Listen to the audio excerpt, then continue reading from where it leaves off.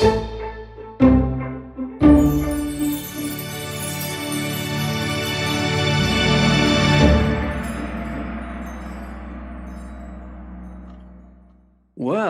good evening, ladies and gentlemen. It's very nice to see you all, especially the person who has the unusual name of Zoom user. I'm just looking at. I'm sure you're a very good Zoom user. Welcome to the Arthur Conan Doyle Center for another of our Tuesday talks. This is the last in this series. I'm just building up to Christmas now. And because I tend both to forget what to say at the end and believe that we ought to finish on time, I'm going to say now that I hope you all have a wonderful Christmas when it comes, and that I'm very glad that everybody who has been able to come tonight is representing all the many people we've had over the year and a half since lockdown was declared in Britain and we could no longer have lectures in the Arthur Conan Doyle Center.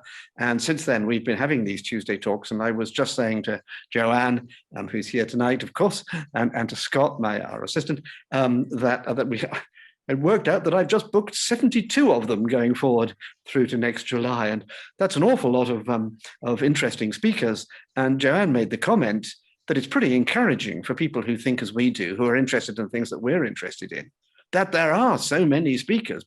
Presumably for every paid up speaker who knows about this stuff, there are tens or dozens or scores of people who would never come and speak, but read the books of those who do or wish to come to these things.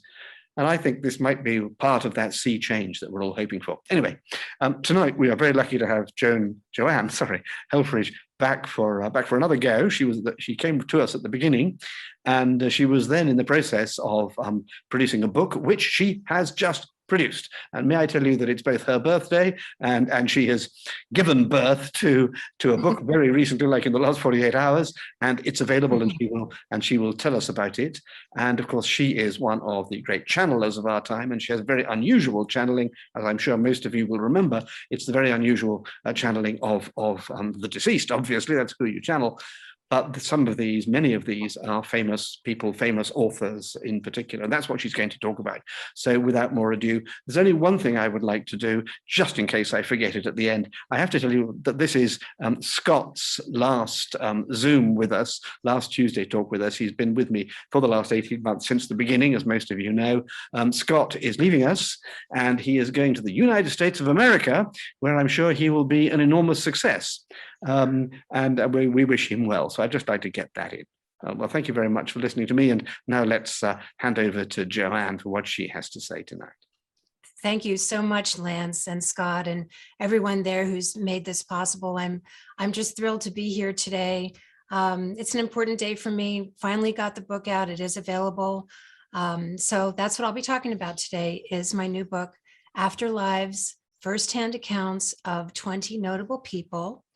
And now, last time I was here, I spoke about the process that produced it, which was a surprising process for me because I'd never done anything quite like it before. And today I'm going to be talking about the author's accounts themselves. So, and I will just go ahead and share my slides. That looks pretty good. Okay, great. That's not, let me see here. Okay, so here's the book. It's available now, thank goodness, finally, on Amazon, including Amazon UK and other places. Today, I'm going to be giving you just a little bit of background and then go into the author's accounts and main themes. And these are the ones I've chosen for this group. They're also themes that excite me very much. So they include the author's perceptions of divinity, the idea that consciousness is primary. They talk about areas of consciousness, that we go as we are, we create our own reality. They talk about healing and transcendence, greater selfhood, and a few predictions for what we can expect in our lifetimes. So just a little bit of background. I'm very influenced by the work of Jane Roberts, and she's seen here, she's channeling Seth, and her husband is in the foreground, Robert Butts, and he wrote down all the words. He transcribed the words in longhand, actually, or his own form of shorthand, I believe, and then typed them up and prepared them for publication. So they both had a lot to do with creating the Seth material. Jane didn't like the word channeling, but we use that because we know what that is. It works for us. With all apologies, Jane. From late 1963 until her death in 1984. These books, the Seth books, were instrumental in bringing the idea of channeling to a wide audience. Seth described himself as an energy, personality, essence, a vast collective energy, not a singular, but a collective energy. And there were over 40 books written by Seth and Jane on her own. The core ideas include the ideas that consciousness creates matter, that every individual creates their reality through their thoughts, beliefs, and expectations, emotions, and so on. And Seth continually encourages us to live up to our abilities of consciousness, which is very much what this group does and encourages. So this is one of the cartoons that I like to have in my presentations. It's by Dave Foley, and it's Speed Bump. And that's the name of his series. And he's in a lot of places, but his cartoons really speak to this content so beautifully well, I have to include them.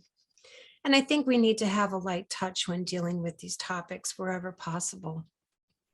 So Jane wrote 3 after-death journals, one about Rembrandt, one about Paul Cézanne, and the other about William James. So she was a huge influence on me, of course, and I began to channel Rose in 2007, and Rose describes herself similarly as Seth did. She describes herself as an energy, personality, essence. Also, she's a collective energy, and of course, there's no gender pronouns in that realm, so we're just going with she. And I later learned that I was able to speak with dead people, quite by accident, really. I just tried it and it happened, and that's a whole other story. So Jane Roberts actually came through and wrote the foreword to my book as well. I'm sorry, the introduction to my book, as well as the last chapter. And in the introduction, she describes the process. Now, I'm going to be reading a lot from the book because they are the author's accounts. So I'm going to have a lot of text on the page. You don't have to read it. You can just close your eyes if you'd like and listen to the words. So you can consider this maybe a lecture with cartoons, if that's helpful. So I'm going to go ahead and read Jane's text now on how she describes the process. The process of writing the Seth material and the Afterlife books was very similar to the situation in which Joanne is being helped by her own oversoul, or essence as we call it, and Rose, the sort of energy, personality, essence like Seth, who serves as the overseer. She has asked for our help, the committee of authors, as she calls us, and we help put things together for her. I also help with translations from others who have gone past their immediate after-death environment. Those that go beyond have already helped themselves heal from past traumas, relive some lives or experiences, then go on to other things, new lifetimes, for example. The way to view them, therefore, is as they were, in a kind of blueprint state that captures who they were when alive without needing update, in a sense. They are informed by the next level of consciousness. Therefore, the best information relating to each person is available with my help and others. I can't believe I'm now the one who's helping with the transmission, being on the other side of this complex process, as I was always the one in her shoes. So for me, this was a lovely endorsement by my hero, Jane Roberts, and just a wonderful part of the book that I'm happy to share. So here are all of the authors. They include Anthony Bourdain, chef and travel host, Hunter S. Thompson, who is a journalist and novelist. They're very similar to who they were when physical, I'll tell you that up front. Ayn Rand, novelist, Martin Luther King Jr., civil rights leader, Harriet Tubman, abolitionist and civil rights leader, John Barron, an unknown to me 16th century slave trader born in Scotland, as a matter of fact, Thomas Paine, an 18th century writer and revolutionary, helped create our America's split from Britain.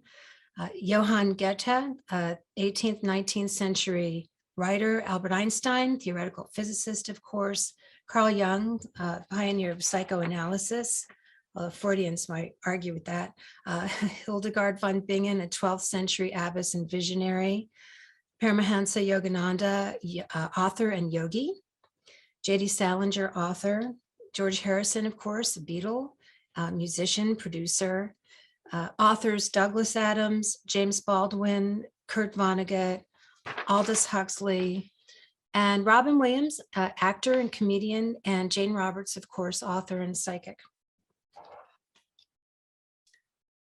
So one of the first things I think I wondered when talking to people who have passed is, what is your impression of God, divinity, etc.?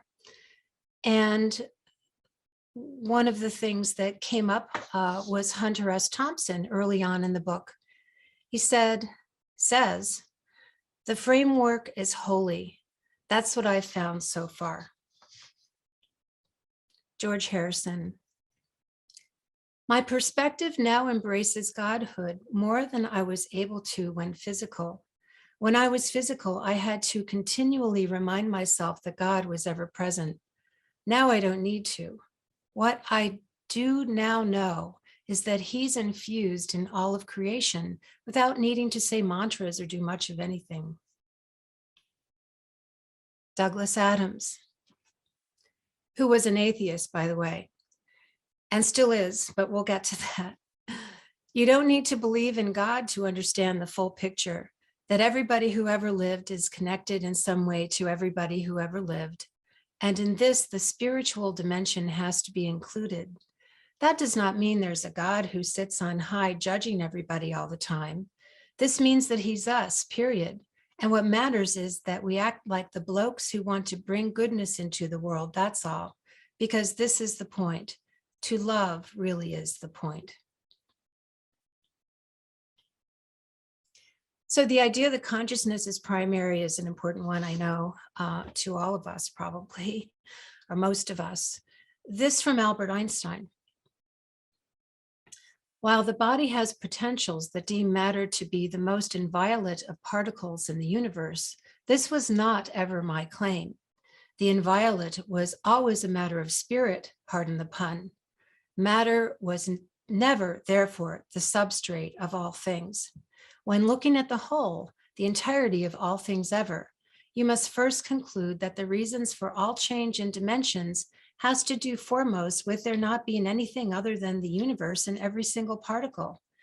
Those particles are not real in the sense of matter. They are not even potentials. They are living beings brought about through the consciousness of one's soul. He continues, the strength of a consciousness pattern provokes, in a sense, particles to behave one way or another. The consciousness patterns are deep, wide, and universal.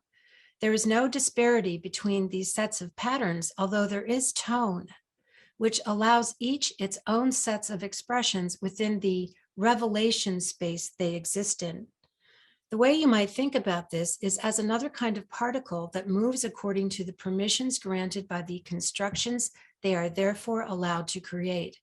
These will become atoms eventually in some types of construction. They will become another kind of atom in the similar worlds occupied by you in other dimensions, so you have a sense of familiarity when you experience those dimensions. They will reach into areas of exploration that don't require anybody to see them, that live for their own purposes. So that sense of familiarity, we might conjecture that that's what we take with us into our afterlife. So these areas of consciousness do require some kind of credentials to get into them, according to Hunter S. Thompson. He was a journalist, so he uses, it's so likely that he would use the term credentials to talk about these areas of consciousness, like press credentials, right? I had some kind of credentials to get to where I am now, he said. Now, Ayn Rand talks about them a little bit differently. Hers is the chapter that follows Hunter's, and she mentions Hunter, to my surprise. She says the access credentials that he mentions are like floors. I'm where he is now in some ways, not in other ways. This is drawing us together, this work you're doing. However, we're in different areas of consciousness. The areas of consciousness I'm in now are floors that reach through other floors into spaces of light and darkness, as well as tone, there's tone again, color, and other attributes not quite realized in earthly terms. These areas are inspired by our mental state, our spiritual state, our healing state. Each floor has multiple corridors that go on forever. The actual places are not this linear. They are more ideas that move one about in new ways all the time. Therefore, because of the chaos of this that I don't like very much, I've called this the protocol place. It extends forever too, so you can imagine why some individuals want to take some measure to live with some form. So in another part of the book, Ayn talks about how difficult the amount of chaos is for her in dealing with her new environment. And she talks about having to create protocols to help her through. And one of the protocol being that when she takes a step, that there's a floor there for her to step on. This is Albert Einstein again, talking about how he can be with us and in where he is now. Let me give you an example of how I can be in two places at the same time, there with you and here with only the non-physical reality I'm part of. Atoms have levity to them that you can't see when you're physical. They have depth to them that you can't see with your naked eye. They have so many characteristics that you can't see. For example, photons travel at the speed of light while they are particles, and at the speed of light when they are energy waves as well. In both of these forms, photons relay energy from alternating visible and non-visible dimensions that transpose upon each other the characteristics required for each dimension. The energy is conducted while keeping each dimension pristine according to the metrics and characteristics of that dimension. How can this be? When you understand the ways or permissions of universal order, you will get the sense about how something can be permitted only in some ways, then realized in that sense, while also realizing other permissions elsewhere. Do you understand? Everything has connection. Everything has relevance within its own set of circumstances. I have permissions that reach into your world now with the same way I did when I was physical. The permissions have many ways of being realized, through telepathy, through physical constructions, through tonal patterns that exist subatomically. So, as they mentioned, they're also here with us, right? And it's just so hard to think about, you know.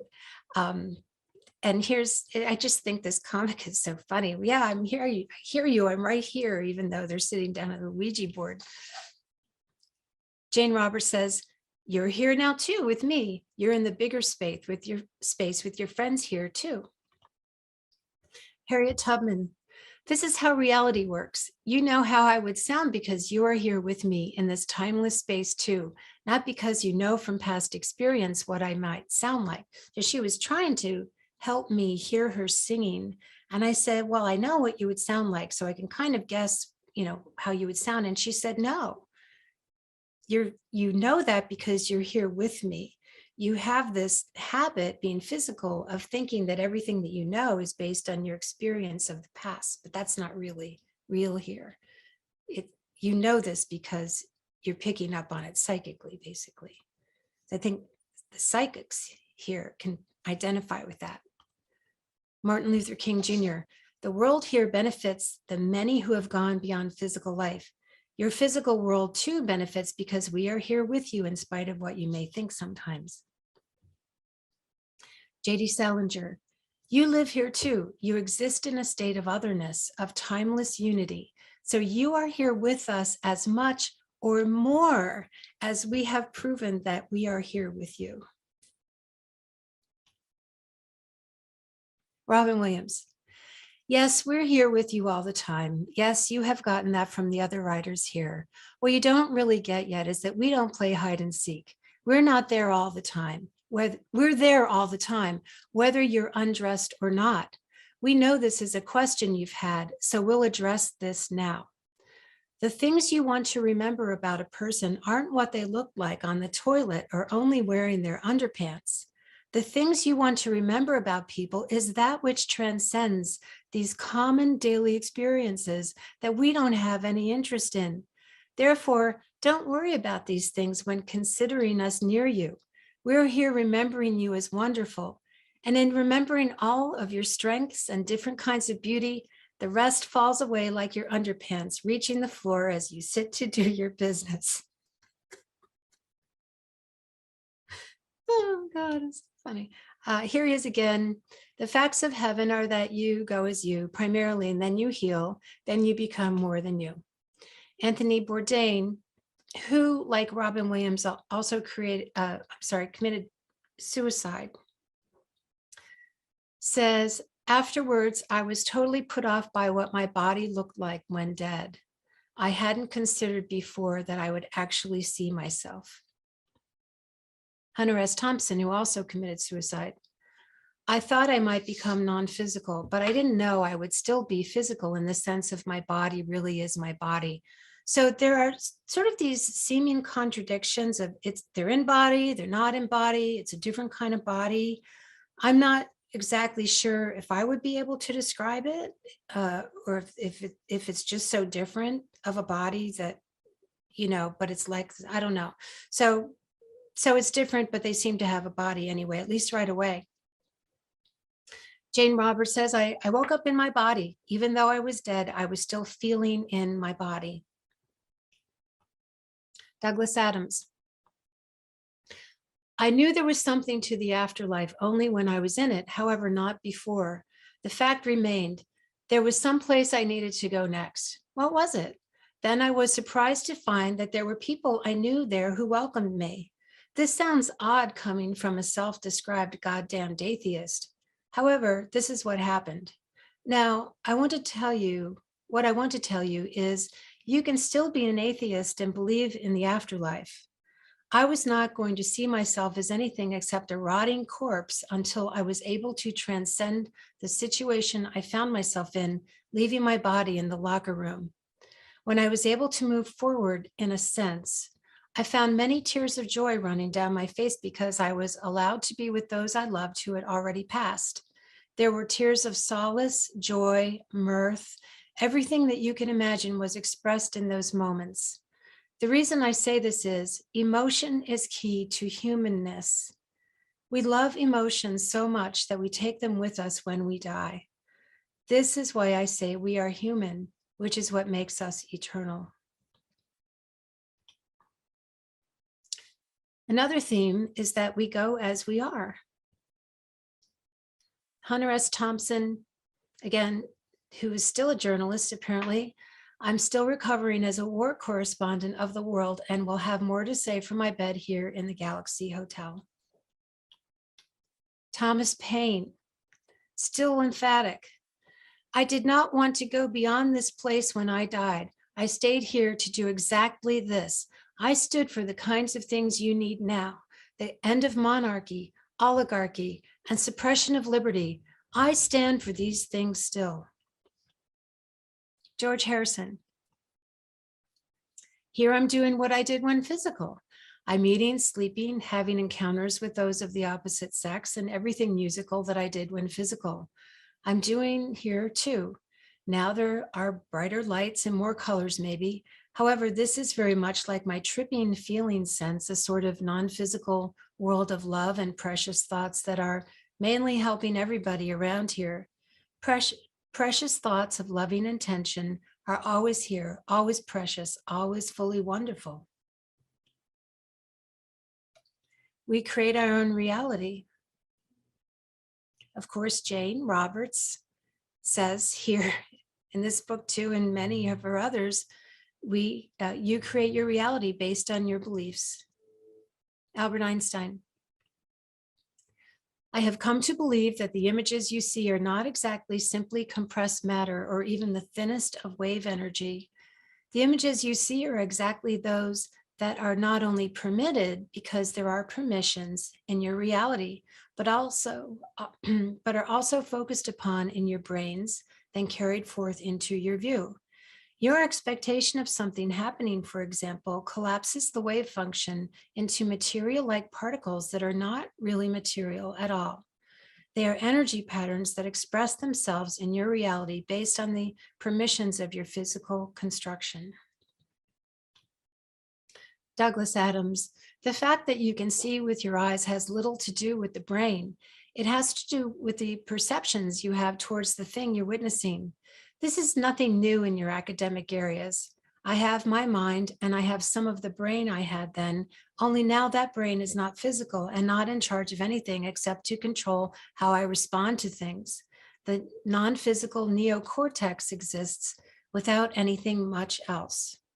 Logic is different now, as what I sense is there immediately because I'm including in my experience the deeply held beliefs that I have always had.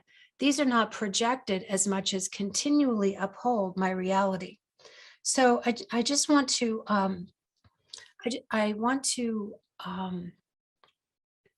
share a footnote that accompanies this section because I really tried to bring in other points of reference to help show a little bit more about the bigger story involved. So I'll read a little bit of that footnote, and you may already be aware of this.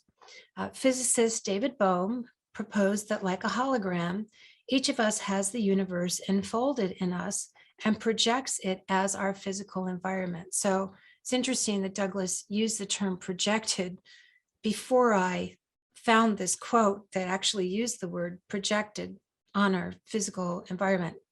And this is still Bohm's thoughts distilled, since our experience doesn't depend solely on physical reality, and what we see doesn't depend solely on our physical brain, we take our hologram with us when we become non-physical. This corresponds with many esoteric teachings, including those of Krishnamurti, a collaborator of Bohm's, as well as Seth and Rose.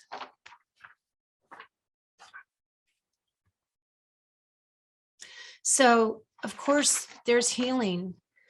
And when we talk about healing, transcendence sort of follows in the way that they describe it. Anthony Bourdain said, I was unprepared for what would follow, a sort of movement, though I wasn't physical. So I wasn't really moving into a kind of rehab place. And this is consistent with Anthony's experience while physical, because he had a lot of problems with drugs. And I don't know if he was actually in a rehab place, but certainly I'm sure that was considered. Jane Roberts, I had to be awakened as I was sleeping. Those who woke me were angels, which I had imagined, of course, in my Catholic doctrines that I'd learned as a girl. The angels escorted me from my body into a kind of sanitarium, the old kind where you went to recover. The place was very enjoyable. There were doctors, nurses, and many kinds of other invalid types besides me who were caring and healing to be around. And Jane had terrible physical problems when she died. She was in a hospital for the year and a half before she passed with terrible arthritis and pain, and she couldn't move. Martin Luther King Jr., the path for many is to ensure that, foremost, the healing occurs. The incorporation of healing from my body, what I took with me, which was in many ways still feeling the effects of my physical reality, is what I have most benefited from. Harriet Tubman, Harriet Tubman's just wonderful. She said, I died without sin. This helped the transition because I was able to abstain from many of the services that others were required to heal, then to move into new journeys. My physical journey had done that.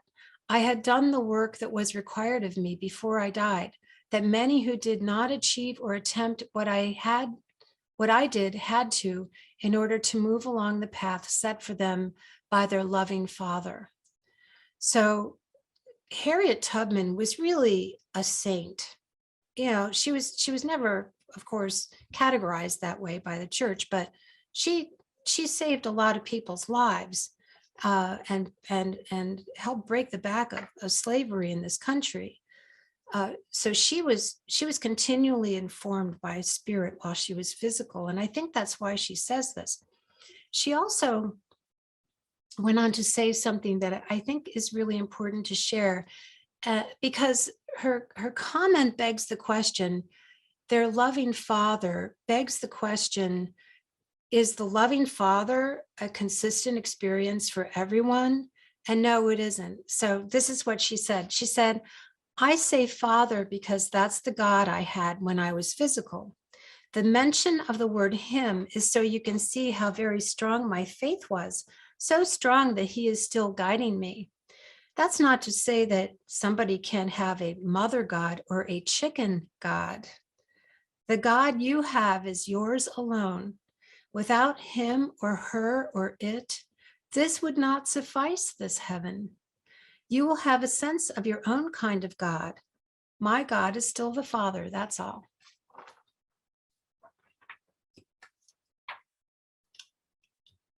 Martin Luther King Jr.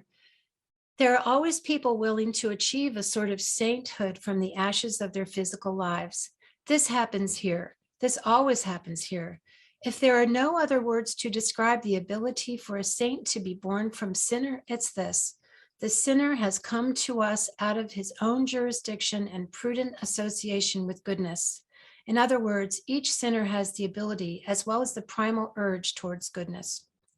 So what happened after Dr. King and Mrs. Tubman delivered their chapters were so powerful and so potent with regard to slavery, inequity, the Black Lives Matter things that were happening at the time, that I was compelled to expand my idea about who should come in next. Up until this point, they had been authors or other figures that I had been thinking about. So I said to the committee, who, as Jane said, it was a group of them who I enlisted to help me just make sense of the flow of this book and so on. I said, I'd like to speak to someone who has the best information to share at this point in the book. And the person who came through was John Barron, who was born in the 1500s in Scotland. And he worked as a leatherer, but the economy was not good. And he was drafted by his English landlord to help with the slave trade, to become a slaver.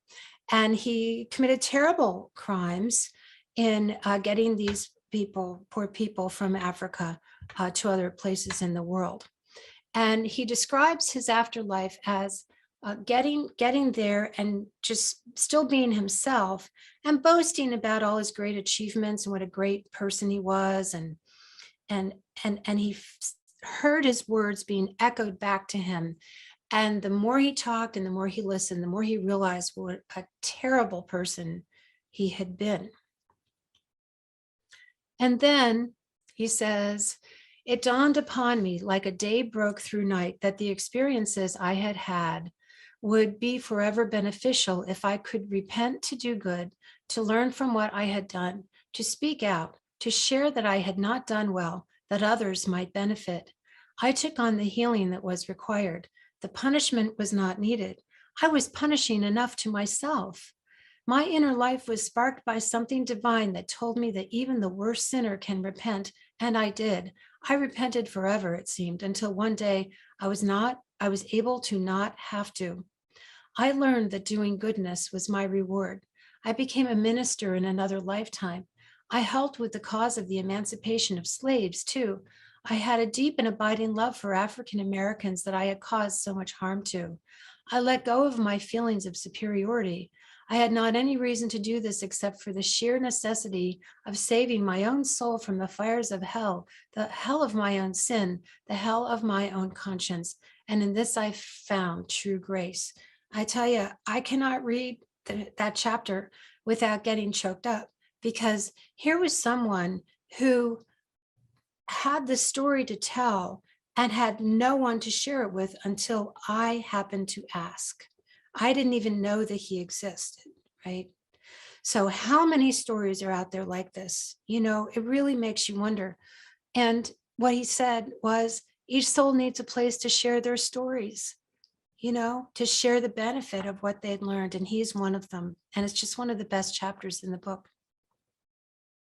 Now, we're also talking implicitly about greater selfhood and how we, well, Seth describes our evolving selfhood as nested Russian dolls. So this is just the perfect comic for this, isn't it?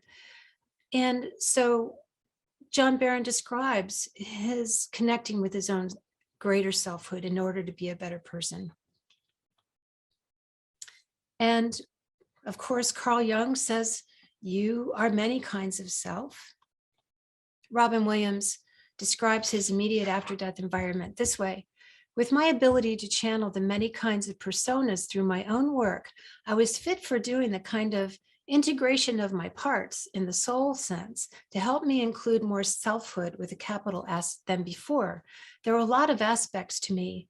Each time I played a role in a movie, for example, some part of me was formed or shaped, and this became useful in my ability to include more soul, in a sense, after I became non-physical. James Baldwin talks about the ultimate selfhood. You're one body, you're one soul, and you're quite likely to appreciate life more when you discover this.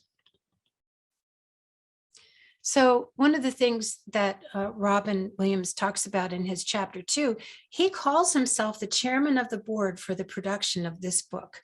And it's so funny because it's the second to the last chapter, and this big reveal, which I don't know if he's kidding or not, that he's been in charge of the whole thing the whole time. So this next section, he's referring to him saying that he's the chairman of the board. Okay. He says, I was a sensitive melancholic who was not ever really able to transcend the suffering of the world. This was me then, and it's me now. Why is it both now? Do you think that I wouldn't have abandoned this person because I've grown up to be the chairman of the board? No, that's the point here. I'm that way now too, only in another kind of realm where I have collected these wonderful attributes of selfhood. I can't be the chairman of the board without this sad little suicidal maniac who I was, and love now more than anything, perhaps. I'm more than him, yet I'm still him too. What would your requirements be for a chairman of the board who would guide this kind of things? Would you want them to be mean, cruel, or dishonest? No, you would want him to be like Robin was, kind, generous, suffering his own woes with dignity. He is and was somebody who you want in your corner. Therefore, he's also the chairman of the board. J.D. Salinger. This is about your own savior self coming to rescue you. This has been the most treacherous time on earth, perhaps. This terrible feud between people has taken too many lives, and too much harm has come to those who fight against those who oppress others. This is not going to end anytime soon. However, it will get better soon. The reason why it will get better soon is because you're allowing more of your greater, more non-physical aspects of yourselves to come through you so as to tend to your situations more easily and with less suffering. You have encouraged more selfhood by the very things you think about when you see yourselves as good. You allow more intentional actions. With each breath you take, you gain more love for self and the world. Do you see how the very things you're thinking now contribute to the beauty of the world? If you don't, you really should. Jane Roberts picks up on this too. We want you to let go of any ideas you have about saviors needing to be persecuted or to die suffering. These are not necessarily the ways to go if you will take on the idea of being a servant savior, not a heroic, damaging one, but a truly gifted, humble servant of the world. You don't need to die for your cause. You don't need to even give up your wealth. You only need to commit to doing everything you can to help the world, not at the expense of your own lives, but as providers of necessary things to others. Sacrifice will need to happen sometimes, but ultimately, you're better alive in the world than you are dead.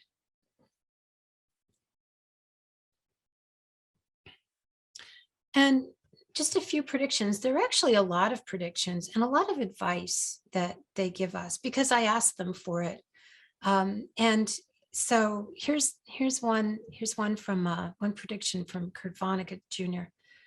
The people who are servants will, of course, be the ones who will be held in the highest esteem by those who know better. And you, of all people, should know what the deal is with yourself, because you have the servant mind in you too.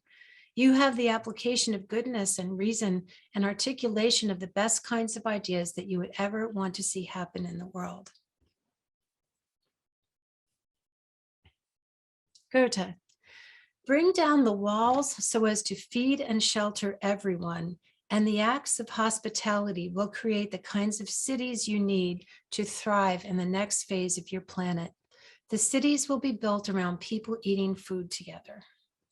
He talks a lot about this idea of the integrated form, combining science, art, and spirit into our designs going forward. Hildegard von Bingen. The future has more monasteries in it. The path for you may not go there. However, you will be the beneficiaries of these centers of community, these temples of love. They heal as well as nurture those around you. And she talks about, she built monasteries. They stood up to the patriarchy in the church, she and her fellow nuns, and they went off and they took what the funds that they had with them and their dowries, they were given, the dowries were given to the monks. They took their dowries with them and built their own monasteries and ran their own monasteries. And so she's a fantastic role model for all of us in these days. So she doesn't describe monasteries as a place where people go to be sad and isolated. Her monasteries back then, and the ones that she says she's willing into reality now, are really more nurturing centers for the community. And I think about all of the churches that were abandoned by the Catholic Church, at least here in this country, that wouldn't it be nice if they were maintained and turned into the kinds of centers of the community for healing and services and things like that, rather than being abandoned. And when I thought of that, I immediately thought about the Sir Arthur Conan Doyle Center in Edinburgh, because there it is. There's another center for lifting people up and supporting them in ways that in which they are underserved in other areas. So these are the kind of temples of love that the Hildegard's talking about. And also she talks about monastic paths for people who, again, aren't about not enjoying life, but to take on different paths of expression that we haven't known before. So this is my last slide. And I just want to share that this is the book. It's finally out. It's available on Amazon. Afterlives, Firsthand Accounts of 20 Notable People. It's on Amazon in the UK and everywhere, as far as I can tell. I haven't even gotten my copy yet. That's how new it is. So I had to have it done by this talk.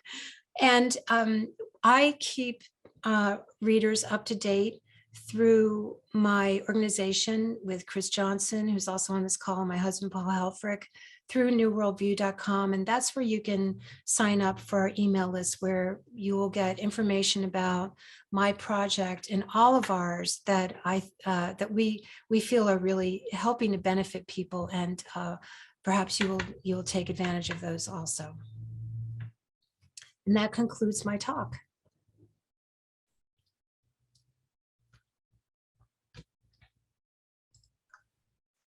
You're on mute, Lance.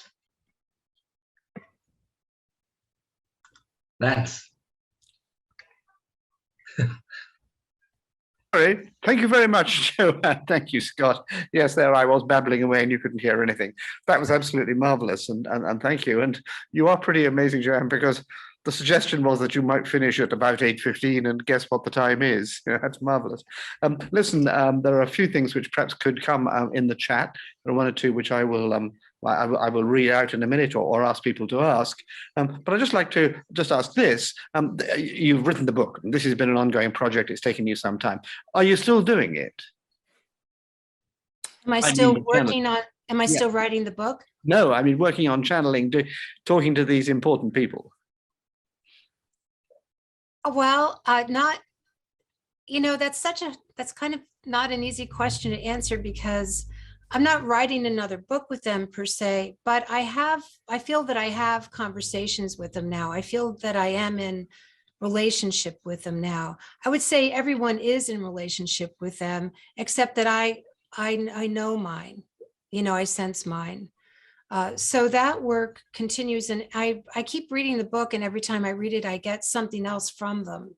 So it's almost like it's still alive, that they're still talking to the reader as the reader's reading. That's my experience with it so far. So did that answer your question? Well, yes, it does. And Okay. it's a rather good answer, because it implies a kind of intimacy between them, you, and anybody who reads the book. Yes. And of course, this is based on your idea. I mean, I'm not particularly psychic myself, but psychics and mediums and healers and channelers and so on are all very keen to say that, we all can do it, we all have it, What about those of us who are kind of bottom of the class? I mean, you really mean that everybody, even the people who don't give a toss about this stuff, are being guided? Or well, one thing that would help is to try to end the inner dialogue that we have about not being able to do it, or being, at the bottom of the barrel. That doesn't help.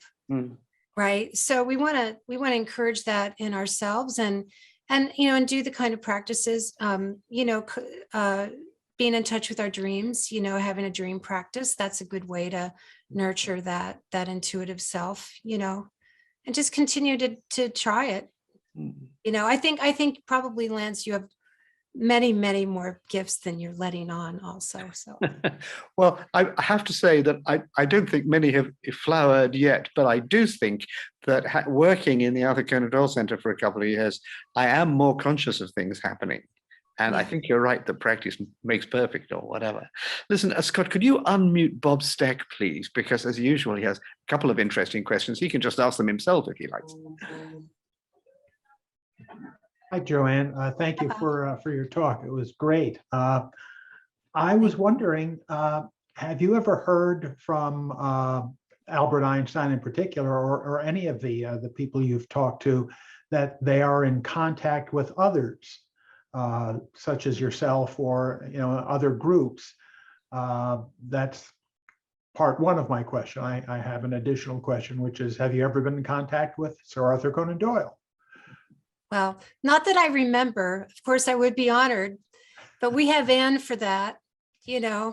She's the talent and friend of Sir Arthur. So no, not that I'm aware of.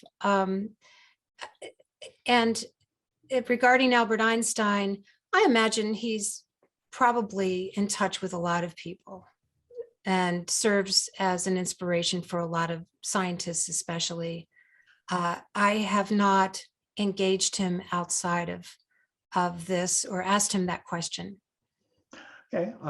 Well, I ask because last week we heard from someone I've worked with, Gary Schwartz, who has, with his research, has been working with Albert Einstein and Right. David Bohm for that matter. And it would be, interesting to, to hear from other channelers or mediums who, may have heard from him and who reference, other work that they're doing with others. It's a way of, kind of cross validation. That's right. I think that's valuable to do. And I might do that.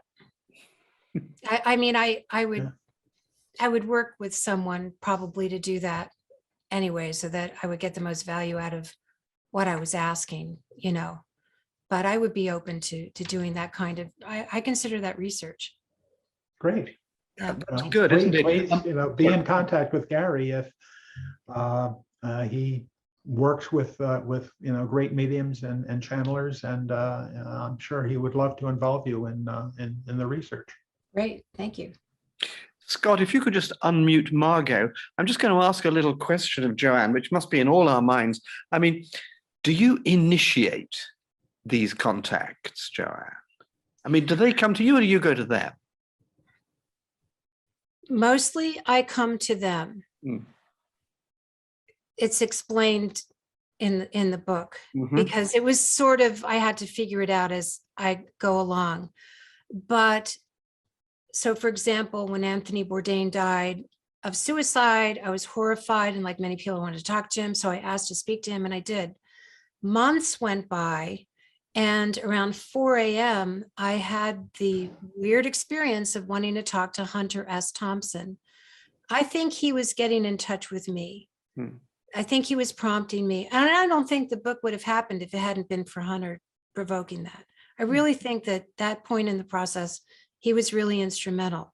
So he did that. But then when I sat down to talk to him, I asked to talk to him. I still wasn't sure if he would come through. And then it pretty much repeated that process throughout the book creation. That's great. And sorry, I will let you in a moment, Margot, but just, it seems to me that coupled with John Barron, about whom none of us have ever heard, one person you might want to talk to and one you've never heard of, that shows the scope and breadth of it, doesn't it? It really, really does. I was so, where did that inspiration come from for me? It makes you wonder, whose idea was it anyway? It may not have been mine to talk to John. I got it from somewhere else. That's the kind of selfhood that we are, It's that expansion. Margot, would you want to ask your question? Hi, Margot. Oh, you need to be unmuted, I think. I think she is unmuted. Well, in that case, she's very good at There miming. you are. There you are. Oh, I thought I heard you. Can you hear me? No? Yeah, Yes. I can hear you. It's very, very quiet. Can you turn up? Oh, ooh, I'm not sure. Right. Oh, well, just get closer. Don't see me. Right. I'm curious as to how older souls are coming through, because I it's just from what I've learned recently. I thought they moved on after a while. Like why you don't get your great grandfather coming through to speak to you. It's only your grandfather. So I'm curious as to how people like Hildegard are still around to communicate. Well, the way Jane Roberts describes it, is that they leave a blueprint of who they were, while the rest of them sort of evolves and moves on. So that linear way that we have of thinking about people being older or even old souls really doesn't, according to her, and so far in my experience so far, it just doesn't work that way. It's very more immediate. So yes, we go on, but part of us stays. And that part of us, can talk to people who are physical. Okay, thank you. Thanks very much. Thank you. Yeah. How would you respond to the suggestion, Joanne, that there's no time on the other side, or it's just completely different? Well, yeah, it's different. And Einstein, he describes it as it's different, and there's also no time. There's different kinds of time. I don't have his chapter open in front of me, but it's yeah, it's that and more. It's no time and different kinds of time and more. Yeah. Okay, well, I'm looking forward to other people asking questions if they'd like to, though they don't have to. But I just had another couple. One was, I was very taken by that Robin Williams thing about selfhood, because there's something on the other side to do with multiplicity, to do, as you've just said, perhaps with people existing simultaneously in different times, or as some people say, simultaneously in different lives, and it can all be simultaneous because there isn't much time. But he talks about sort of getting more selfhood, you know, kind of being more yourself, those sort of additions. I mean, it's a bit sort of Jungian idea about the integration or the sort of completion or, you know, integration of the self. Is that the kind of thing we're talking about? I mean, or is it that we all gradually become one? Yeah. I don't know. Selfhood sounds like I become more me. All of the above. You know, there's selfhood with a small s and there's selfhood with a capital S, and we're both of them, you know, and these spiritual teachers encourage us to identify more with the capital S, self, so that we emulate those gods and goddesses that we want God and our goddess to be, right? Because we are that on some level, and ultimately, yes, we are one. Ken Wilber has a great way of describing it, and I think he's not alone in doing that, but there's this oneness, you know, there's kind of three basic layers of this godness. There's this oneness, there's the subtle realm, so there's the causal realm, sorry, that's the top oneness, the subtle realm, which is this realm in between that people kind of skip over, but mediums and psychics know about this, right? And our dream selves know about this. And then, you know, our everyday realm of life here on the planet, that's its own version of God. Also the gross realm, you could call it, which I think is not a nice word for it. But it's the physical word, incarnate ground being. And this sounds a bit like, say, Hindus talking about, you know, Atman and Brahman, or, you know, soul and oversoul, or consciousness and higher consciousness. I mean, it's quite a big thing in many religions, mystic traditions, and so on, isn't it? It's as if we all know there's something else, and that is like us, only more than us. Back to that idea, I suppose. Yes. Yeah. It's quite extraordinary that it's Robin Williams. You know, there's something very tasty about that, isn't there? You know? Well, you know, he talks about, one of my favorite quotes in the book is that, you know, here he was, this comedian knocking himself out to help people feel better and to laugh more. But he says, beware of the laughter sometimes, because a lot of times, like him, it's people who are really suffering and really putting aside their own suffering to help others. So so this is greater Robin talking about, so Robin wasn't just a gifted actor and comedian. He says he was a goddamn savior. And I think that's the most poignant and profound part of the book, maybe, that we have people on this planet who do knock themselves out to help others the way he did. So, you know, but of course, in this mortal coil, we tend to have a lot of problems too, like he did. So that just adds to the poignancy, I think. Certainly that. And it makes me feel that, I mean, just for a moment there, as you were speaking, I thought, remembering that he committed suicide and all that, maybe you shouldn't just knock yourself out, to use your phrase. Maybe you should have a more, however generous you want to be, a slightly more tempered view of generosity.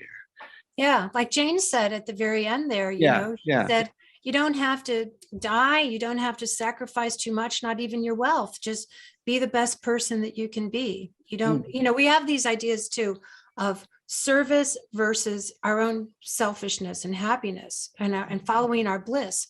But really, our goal is to figure out a way to combine that service with our bliss. That's sort of what my purpose is helping people to do that. But we've been thinking about them as totally separate, but that's a mistake in our thinking, I think. Well, that leads me straight on. Please, if anybody else wants to join in, please do stick up your hand or put something in the chat. But that leads me straight on to another thing, which I found very moving in this. And I'm sure I wasn't the only one. I don't know a lot about Harriet Tubman, but she was obviously a bit special. But her insistence, I mean, as it were, presumably having been challenged by having the old-fashioned, patriarchal father god. I feel that she was responding to that challenge. I love her answer. The God you have is yours alone. I mean, I find that really moving and really optimistic because, I suppose one way of describing people's searches is that they're, looking for the real thing or the right God or the true God or the real meaning and all that. But if mine's the one I've got, then I feel more at home with that and less desperately running around searching for somebody else's. Yes. And, I'm reminded, and I think it was Robin Williams who said it. I'd have to check the source. He performed as, I think, the lion in the Benghazi zoo right after the takeover, and this poor suffering lion. And it's so moving to talk about. He talked about how, as far as he knows, he could go to heaven and God would be this beautiful lion. Wow. So we don't know. And certainly people connect with animals in nature, that way. And it stands to reason that that's an accurate portrayal of God, in our own lifetimes. And I mean, since we're all limited, however much more sophisticated I think my idea of God is than a lion's idea of God, mine still isn't the right one in the sense that there's just a right one. Mine is still only limited me doing my thing. That's right. And that's pretty good, isn't it? Yeah, that's really good. Yeah. I just wanted you were very very polite. Well, I mean, let's face it, you can't afford to be polite because Kurt Vonnegut, one of my favorite novelists, was extremely polite about you.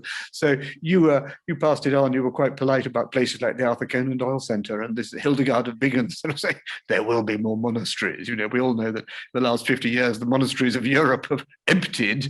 Yeah. So she does clearly mean something else. I'm not trying to pick up the last word in our title, which is center, but centers with a small c of something. That Right. those centers are something else. Yes, and yeah, she talks about they can even be your own home, so the garden, Yeah. it isn't just, this work of fiction, it's where you find it, it's serving food, it's the same kind of practices that women were doing before this patriarchy sort of took over. I mean, I believe the first altars were tables, right? So that's the kind of sharing that they're talking about. Goethe talks about that also, and they complement each other really well. And they're both German, so maybe that has. Well, that's interesting. Yes. I mean, I was very surprised that in modern France, which is very atheistic and socialistic and so on, and in many ways a good country, but some things less so. They have things called les restos du cœur, les restaurants du cœur, restaurants of the heart, and you discover that these sort of really quite materialist French culture produces a lot of people who pitch up and bring food and serve food and do this in the winter or to the poor or in the migrant areas, whatever it happens to be, really without much fuss. And so it sort of bubbles up again, even in a pretty irreligious society. I mean, and I suppose part of the point of being spiritual is this, well, you don't have to be religious. You can be spiritual in that way too. So that's all quite hopeful. Listen, I'm going to read out a question here from Catherine, just because, well, it's a little bit longer. In terms of helping us in this earthly realm, how do transitioned human consciousness, sissies, like Robin, like Hildegard and so on, compare to the guardian angels and other divine spiritual helpers for us to call on? I would think the guardian angels would have the wiser and more compassionate perspectives and more power to help. What are your thoughts? You've got to set Robin Williams against a guardian angel. Oh, well, I think he might be a guardian angel. His greater self, certainly. I mean, it's kind of relative, isn't it? He was a guardian angel to his loved ones, I'm sure, when on the earth. One of the things that Martin Luther King Jr. says is that he is in sort of a realm of angels now. So he, and we know that he subscribed to those Christian ideas about angels. So he's done some healing and he's gone on to the angelic realm. I don't know if there are any specific references to guardian angels, but that's a good question. Because almost everything you say is like God. It's as if you have guardian angels. Yeah, well, not just me, but and I've always been big on angels too. But they say, and I'm glad for the question. It's a great question because they don't use the term guardian angels, but they say, we're here to help you. Most of them, I would say, have something about, we're here to help you. You just need to ask us. You just need to let us. So yeah, I would say that they are guardian. This version of themselves that came through the book are guardian angels. And what's nice is that readers can sort of like, especially psychics will know what I'm talking about, tune into their tone, right, of who they were. And that's what it's all about. It's in fact, a couple of them, even in the presentation quotes that I use, talk about tone. Einstein talked about tone. I think Ayn Rand talked about tone. So it's tuning into their tone that we will help us develop our relationships with them if we choose to do that. Yes. Clearly, I mean, you've come back to that a couple of times. Clearly, it's to a degree up to us to, I don't know, ask or get the tone right or tune in a bit or be open or things you do in meditation. Well, talking of that sort of thing, I mean, Kathleen Coliano has asked a question which I wanted to ask myself, the obvious one. I think I may have even begun it when you were last on one of these calls a couple of months ago. Could you speak about your process as a channel? Do you have spirit come through to you and record what they're saying, or do you capture their messages with automatic writing? Just the physical process, Joanne. Right. So what I do is, well, I started out air typing. It comes through my fingers. And I'm not kinesthetically talented, but for this part I am. That lasted a few days before I went to auto typing in my channeling experience. So now almost everything that I do in writing is auto typing on the keyboard. Everything that I do in speaking sessions, I do auto typing my fingers, or else I just psychically get the words.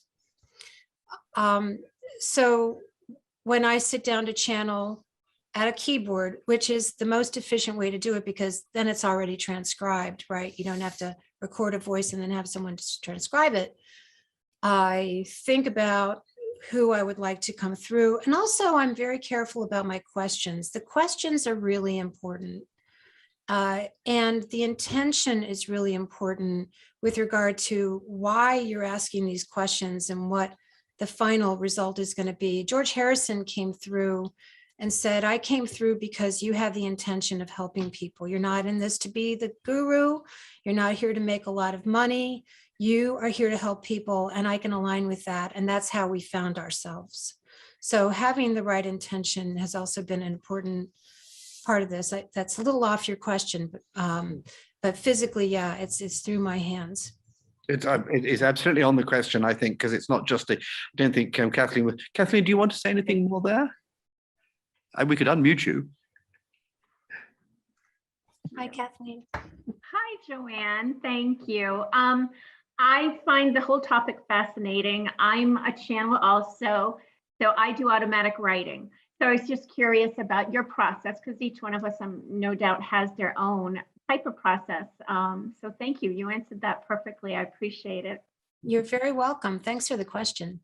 And it quite clearly, it is the question has the physical side, but it also has the mental side. What mentality you're supposed to get into, and so on. And I presume that that's not just for channeling, because I'm very keen on people who can understand other people, who open their ordinary minds, let alone their hearts and souls, to other people. People, you know, when you meet them, they feel a bit warm. They feel with you. They connect. All that must be part of the same thing. Just with ordinary human beings you meet in the street, you know the ones who are easier to connect with. Yes, and you know, I believe everyone channels. It's just a matter of finding out the way that we do it. Some people are more perceptive about other people's intentions and so on, like you were, I think, sort of describing there, Lance. Some people are athletes who get into the zone and perform these feats of unbelievable virtuosity and with their physical bodies. Some people are artists, visual artists, and and some people are novelists. So yeah, and I think too that channelers such as us who do auto typing really hold up a reflective light to what novelists are. Who's writing what. So I believe that all the arts are inspired. Well, some arts are more inspired by others than others. But yeah, there are many, many ways that it can come through, as unique as each individual is. And I believe that finding that means of channeling is really the key to living happy lives, because then we can get work that we enjoy doing and we hopefully get paid for it fairly. And it's a very important thing to have. Yes, of course. Scott, you couldn't unmute Catherine. I asked her previous question, but perhaps she'd like to ask this question herself. I don't know, Catherine, we can't actually see you. You don't have to ask it. I'll ask it if you prefer. Is it Catherine with a K? This is Catherine with a K and a RYN at the end, I see. as opposed to Kathleen, who has said her piece. I think she said, I prefer you to ask. Okay, if we want a different and more joyful experience from a human experience, in other words, our next life or whatever, in our next lifetime, is this something we can evolve towards naturally?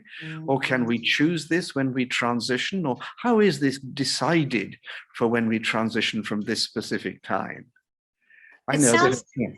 Well, it sounds like Catherine might be asking about our readiness for transitioning. Yeah, I mean, that's such a great question. It might have to be my next book, because I'm interested in that too. One thing is, I think the book can really help allay our fears about the afterlife. And not just my book, of course, many other works like it. Anne Treherne's book is another great one. To allay our fears about the afterlife and not fear it so much. The Seth information goes into a lot more detail about what to expect in the afterlife. So that can including our choice, because the specific question is about choices, whether we can do something here to make it better there, which I suppose is the traditional Christian question, and then the question whether we can do something there to make get a better life next time. I mean, I'm rather crude, but you understand what I say. Yeah, I would follow the suggestions of the authors in the book. They are to be servant saviors, not overly sacrificing ones. Have fun, in your life. Don't worry so much. Call on greater self to help us. Call on them to help us, of course. We're always happy to do that. Be happy people. I think enjoy our lives while physical. That's something that I think it was Goethe who said,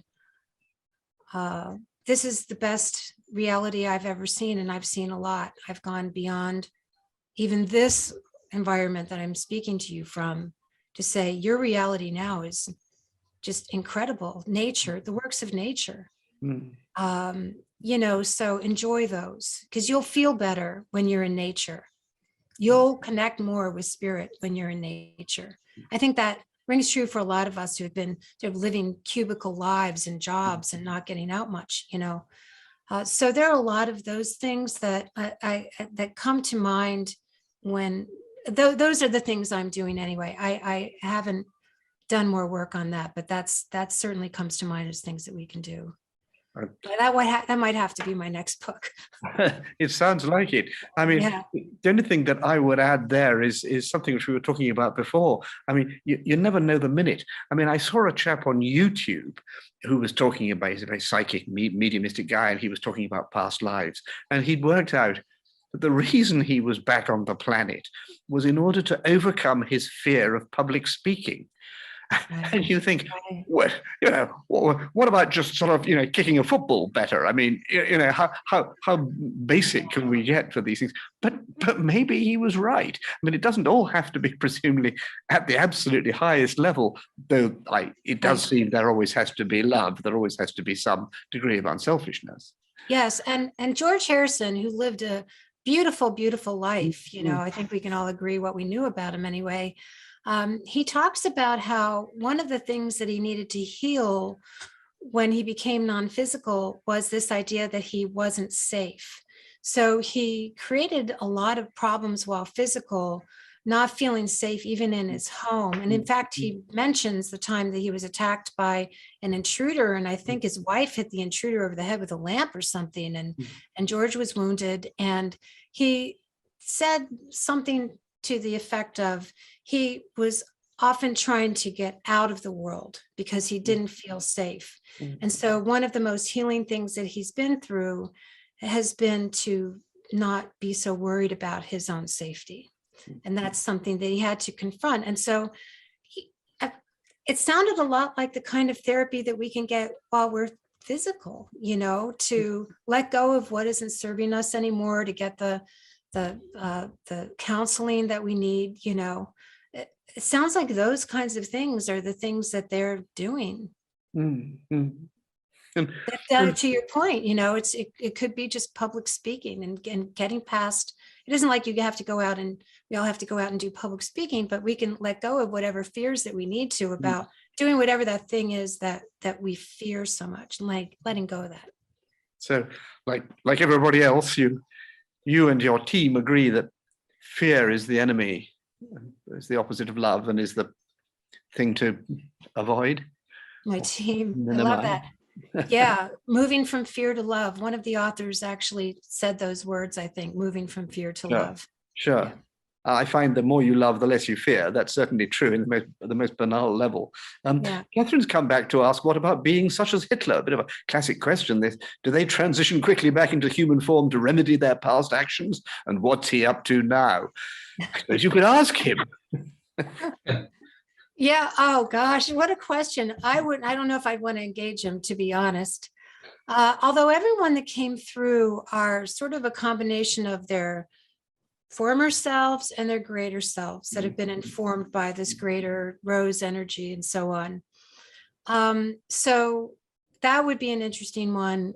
I could engage him in that way, the same way I engaged, of course, these other authors.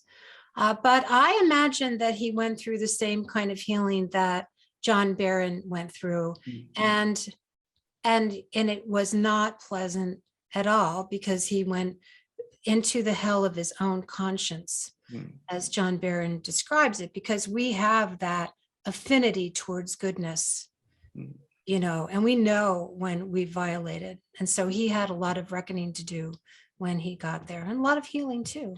Sure. And of course, people in near-death experiences, when they have their life review, although it's not quite as painful as it might be, they do feel the effects of their bad actions from the perspective of the person whom they've hurt. And there were quite a few of those for poor old Adolf. Yes. It would have taken him some time to get through 6 million people saying, this is what it felt. I'll show you what it felt like. You know, I mean, I'm being very crude, but you know, one presumes it's a bit of a learning curve.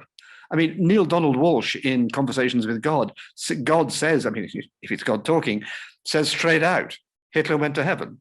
Now, you know, that's meant to be old-fashioned speak for what we're talking about now. I mean, they're not, these guys, you know, the people like you and Neil Donald Walsh, you're not really having hell, are you? I mean, the hell of your own conscience and all that, but you're not having like kind of eternal damnation by any stretch of the imagination, are you? Well, according to the Seth information, we do create that when needed to experience that, but then that passes, you know, and those kind of pageants of that these angels put on for our own benefit to give us what we expect in the afterlife, but then that passes and we heal. And, you know, I mean, ultimately we our greater selves feel compassion for what these poor souls are going through in their suffering through coming to terms with the, you know, the suffering that they caused. So that deserves our compassion also, right? So. Sure. I mean, I find it, and perhaps it's the wrong thing to say, but I find it not very difficult to feel sorry for Hitler. I mean, of course, I feel sorry for all his victims. Who doesn't? Jesus. But you know, what a miserable end! What a miserable life! What a miserable consciousness there must be there. What horror he must have gone through to, you know, get to that point in the first place. So I suppose that's right, isn't it? Love the sin and hate the sinner, or isn't it, it's the other way around, isn't it? Love the sinner, hate the sin. Yeah. Yeah. Okay. Well, listen, I'm just sort of thinking of beginning to a close. Sorry, Lance. I think Scott, what would you Chris like? Johnson has a question. Let's have Chris Johnson's question. If you unmute yourself there, Chris. Right. Can you hear me? Yes. Can you hear me? Over. Yes, over. I just wanted to add to that last part of the conversation about Hitler.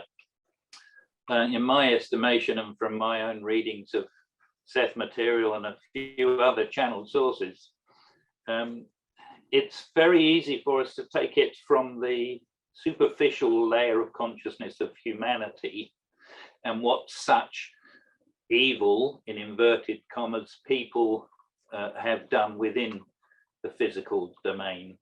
But what we come to learn, particularly when we transition, is that there are other reasons as to why somebody adopts a particular lifetime style.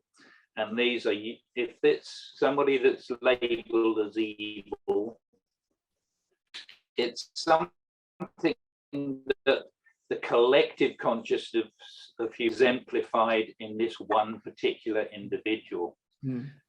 So it was a learning experience. Unfortunately, I don't think we've come out of the Second World War, if you like, and the things that Hitler did during that time. I don't think we've actually learned too well.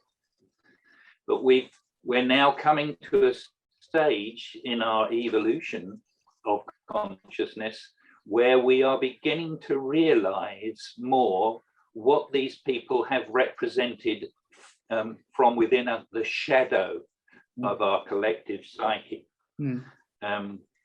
A more recent person you might call as an example for us to really think about what this person has brought to us.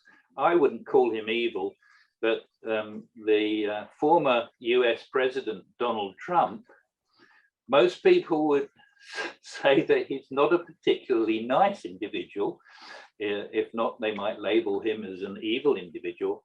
But he had the characteristics within one individual that, in my estimation, were trying to show the collective psyche of the things we don't want within our psyche anymore. Yes, that's very interesting. I mean, there are lessons to be learned, is your point. And there's a sort of Jungian collective. Yeah. Yes. There's always much more to learn from the negative side. Yes. From negative events, and negative people are always teaching us much more.